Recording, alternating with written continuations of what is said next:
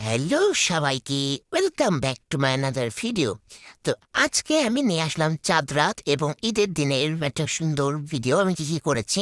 তো প্রথমে চাঁদ রাতে বেরিয়ে পড়েছিলাম মার সাথে, কিছু টুকিটাকি জিনিস কেনার ছিল। তো ভাবলাম যাই একটু চাঁদ রাত সেলিব্রেশন করে আসি। আমি আর মা যে সুন্দর করে ভাবলাম একটু দরকারি কাজের শেষে ঘুরবো। ও মা তো যেমন গাছ তেমন বেরোয় পড়লাম, ওষুধ নিলাম, তারপর ফোনে গ্লাস পাল্টালাম। আমা কল চলে আসলো, আমার বিড়াল হারাই গেল। নাও দৌড়াতে দৌড়াতে বাসায় গেলাম। প্রায় আধা ঘন্টা 1 ঘন্টা ধরে তারে খুঁজলাম এবং তারে খুঁজে পাওয়ার পর মা তারে আচ্ছা মতো পিটাইলো। দেখে আমার বেশ ভালো লাগলো, তারে পিটাইলো আর সে পিটানি খেলো।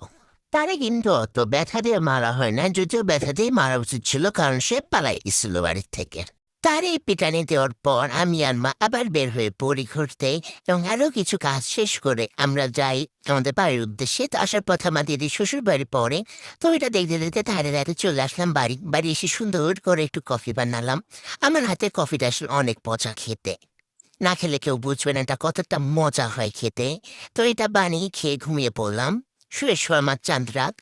পরের দিন ঈদের দিন সকালে good morning from my Billu, তাকে আদর করে সুন্দর মতো তার ইনোসেন্ট ফেসটাকে গুলটু গুলটু করে আমি রেডি হয়ে বের হয়ে পড়লাম আমার দিদির বাড়ির উদ্দেশ্যে।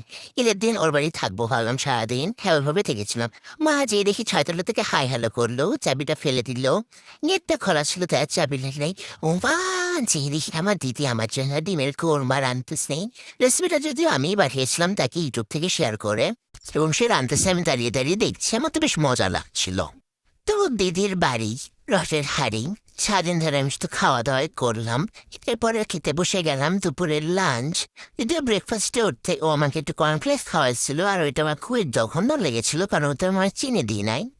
তো তারপরে এক এক করে সব মেনু আসতে লাগলো এবং আমি খেতে লাগলাম। আর ডিমের কোরমাটা ভাই এত মজা হয়েছিল, কি আর বলবো। আন্টি আরো অনেক কিছু রাঁধছিল, ওইগুলো অনেক বেশি মজা ছিল। তো সুন্দর করে খাইতে খাইতে তারপর গেলাম রুমে। রুমে যে শুয়ে থাকলাম, তারপর শুরু হলো একটু মুভি দেখা। মুভি দেখতে থাকলাম। এই বড়লতা এক্সপ্রেস তো অনেক বেশি ফেমাস হয়েছে, যদি আমি অর্ধেক দেখেছি, শেষ হয় নাই। তারপর আবার খালাম, চিপস খালাম, জিজার সাথে বসে বসে মিষ্টি খালাম। এই খাইতে খাইতেই আমার ঈদের ব্লগ শেষ। টাটা।